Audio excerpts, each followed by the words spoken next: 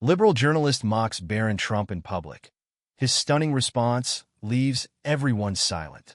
A charity gala takes an unexpected turn when a liberal journalist's public mockery of Barron Trump is met not with outrage, but with a stunningly composed response that silences the room and ignites a profound reflection on respect and the power of words. Barron's measured reaction leaves the journalist and the audience speechless, transforming a moment of tension into a powerful lesson in maturity and communication. The Fairmont Grand Hotel's ballroom shimmered, a constellation of crystal chandeliers casting a warm glow over the assembled guests. It was the annual charity gala, a lavish affair drawing together the city's elite, business titans, philanthropic figures, and media personalities, all united in their support for underprivileged youth. A gentle hum of conversation filled the air, punctuated by the clinking of champagne flutes, a delicate soundtrack to the evening's anticipated generosity. Towards the back of the room, in a discreet corner, sat Barron Trump. At 18, he possessed a quiet gravitas that seemed to belie his age.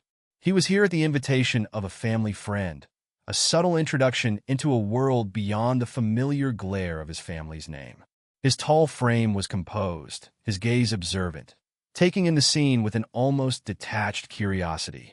Unlike many in attendance who seemed to bask in the spotlight, Barron radiated a calm reserve, a quiet dignity. The gala progressed with an effortless grace.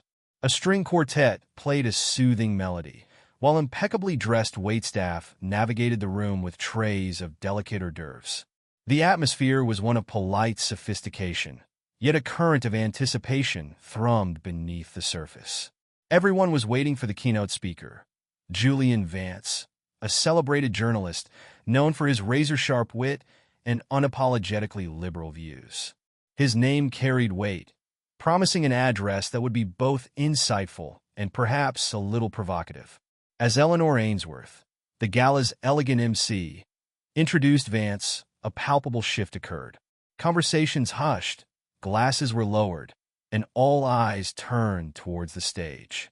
Even Barron, his earlier nonchalance fading slightly, leaned forward, a flicker of something unreadable crossing his features. Julian Vance strode confidently to the podium, a practiced smile gracing his lips.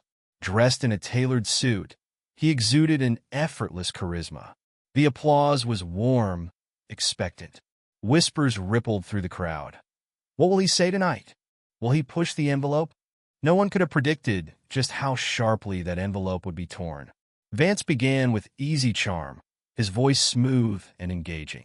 He peppered his initial remarks with light-hearted anecdotes, a self-deprecating joke about the city's absurd parking regulations, a humorous observation about the questionable fashion choices sometimes seen at these events. Laughter rippled through the room, the initial tension easing. For a fleeting moment, it felt like any other high-profile gathering, polished and predictable. But then the tone began to shift. The casual banter gave way to more pointed commentary, a gradual segue into the realm of politics. He referenced prominent figures, delivering carefully crafted jabs that drew chuckles and knowing nods from certain sections of the audience. It was the familiar dance of political humor, a comfortable space for many in the room. Then, Vance's gaze seemed to linger, just a fraction too long, in Barron's direction. A subtle change in his cadence signaled a new target. And speaking of gilded cages, Vance began, his voice now laced with a saccharine sweetness that felt anything but genuine. One can't help but notice a certain young man in our midst, growing up in a, shall we say, unique environment. A few nervous titters broke the silence, but a palpable unease began to spread through the ballroom. Heads subtly turned towards Barron, who remained still, his expression unreadable, a quiet storm brewing beneath his calm exterior. Imagine, Vance continued, his voice dripping with mock sympathy, navigating adolescence with a gold-plated everything. Must be tough when your biggest worry is which flavor of caviar to have with your breakfast cereal. A ripple of discomfort went through the crowd. Several attendees exchanged uneasy glances. This felt different, more pointed, less humorous. Vance, seemingly oblivious or perhaps deliberately ignoring the shifting atmosphere, pressed on. And the tweets, Oh, the legendary tweets. I'm sure family dinners were just thrilling. Pass the salt, Barron. And remind me, what was your father saying about windmills today? The attempt at humor landed with a thud. The laughter was sparse, strained. The silence that followed was thick, heavy with unspoken disapproval. Barron, under the now laser-focused attention of the entire room, remained seated, an island of composure in a sea of growing discomfort.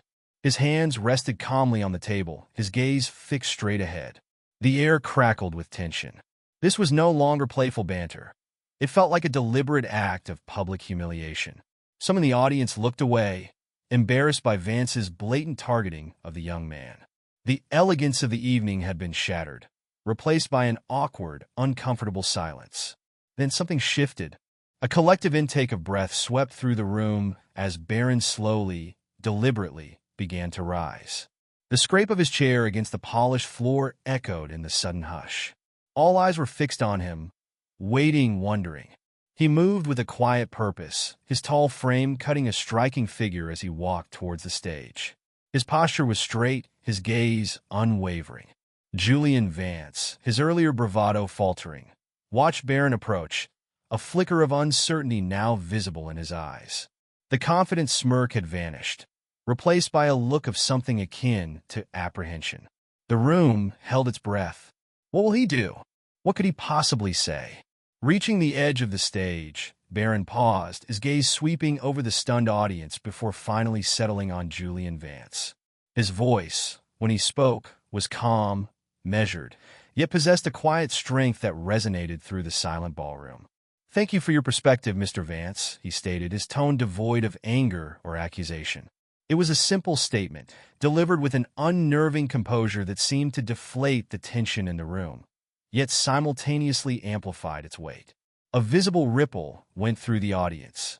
Vance himself seemed taken aback, momentarily speechless. "I've grown accustomed to people making assumptions about me," Barron continued, his gaze steady, unwavering. "About my family, about my life. It's become something of a spectator sport, hasn't it? Filling in the blanks with whatever narrative suits." He paused, a beat of silence that felt heavy with unspoken understanding. "And I understand. We live in a world where public figures are often reduced to caricatures. It's easy to forget there's a person behind the headline, behind the tweet, behind the joke." His voice remained even, yet a subtle undercurrent of weariness was palpable. Barron shifted his stance slightly, addressing the entire room now. "What gets lost in those assumptions, Mr. Vance," he said, his voice gaining a touch more firmness, "is the simple truth that words have power. They can build bridges, but they can also burn them to the ground. They can foster understanding, or they can sow seeds of division and resentment." He didn't raise his voice, didn't resort to the kind of aggressive rhetoric that had become so commonplace. Instead, he spoke with a quiet conviction that held far more power than any shouted insult. "You may think you know me," Barron continued, his gaze locking back onto Vance, "because of my last name, because of where I grew up. But you don't. You don't know my struggles, my hopes, my fears. You've created a story based on assumptions, on headlines, on, frankly, rather tired cliches." A nervous cough escaped Julian Vance. He shifted his weight, his initial confidence completely eroded. The silence in the room was now a living thing, thick with the weight of Barron's words. "What I've learned," Barron stated, his voice resonating with sincerity, "is that respect isn't something you have to earn. It's a fundamental courtesy we owe to each other, especially when we don't know someone's full story. Empathy requires us to look beyond the surface, to acknowledge the humanity in others, even when we disagree with them." He took a slight pause, his gaze sweeping across the captivated faces in the ballroom. "We live in a time of such division, such animosity. It feels like it's become acceptable, even encouraged to tear each other down. But what good does that truly serve?" His eyes returned to Vance, not with anger, but with a kind of quiet disappointment. "I hope," Barron said, his voice softening slightly, "that tonight offers you, and all of us, something to consider. The power of our words, the impact of our assumptions, and the fundamental need for respect, even in disagreement." With that, Barron offered a slight nod, turned, and walked back to his table. The only sound in the room was the soft tap of his shoes on the polished floor. Julian Vance remained frozen at the podium, the weight of Barron's words hanging heavy in the air. Then a single clap, hesitant at first, then gaining momentum, spreading like wildfire through the room. Within seconds, the entire ballroom erupted in thunderous applause, a standing ovation for the young man who had just delivered a masterclass in grace and dignity under fire. The applause was a release, a collective acknowledgement of the profound truth Barron had spoken. It was an apology, a silent endorsement, a moment of shared understanding. Julian Vance stood at the podium, a solitary figure amidst the roaring applause. His face was pale, his earlier arrogance completely extinguished. He offered a weak smile, a gesture that felt hollow in the face of the room's overwhelming support for Barron. Back at his table, Barron remained composed, a faint, almost imperceptible smile playing on his lips. He offered a polite nod to those around him, but his gaze held a quiet satisfaction, the satisfaction of having spoken his truth with grace and conviction. The incident ignited a firestorm on social media. Attendees, phones in hand, had captured snippets of Barron's response, and the videos went viral within minutes. Tweets, Instagram stories, and TikTok clips lauded his composure, his eloquence, his unexpected maturity. Barron Trump just schooled an entire room on class and respect, one tweet declared. Another, from a prominent attendee, read, "Regardless of your politics, you have to admire the poise of this young man." News outlets picked up the story, the narrative shifting from a journalist's controversial remarks to a young man's stunning rebuttal. Discussions raged about the ethics of public commentary, the boundaries of humor, and the inherent need for respect, regardless of public status. The following day, Julian Vance issued a public apology, a carefully worded statement acknowledging that he had missed the mark and expressing regret for his remarks. But the apology felt insufficient, overshadowed by the widespread admiration for Barron's response. For Barron, the whirlwind of attention seemed to fade as quickly as it had begun. He retreated from the spotlight, returning to his studies, his quiet pursuits. But the impact of his words lingered, sparking conversations in classrooms, around dinner tables, and in online forums. His calm and thoughtful response became a symbol, a reminder in an increasingly polarized world that choosing dignity over defensiveness can be a powerful act. The message was clear. Words have the power to wound, but they also possess the potential to heal, to build understanding, and to bridge divides. Empathy and respect are not signs of weakness, but rather cornerstones of genuine connection, the very foundation upon which a more civil and compassionate world can be built. In a world quick to judge and even quicker to criticize, where outrage often overshadows reason, Barron Trump, with his quiet strength and measured response, offered a compelling lesson in the enduring power of grace. His actions echoed a timeless truth. True strength lies not in the sharpness of our attacks, but in the quiet dignity of our responses, in choosing understanding over animosity. Let Barron's example be a reminder for us all. Words have power. Use them wisely. Choose them thoughtfully. And remember that even in moments of provocation, the choice to respond with respect is a choice that elevates us all.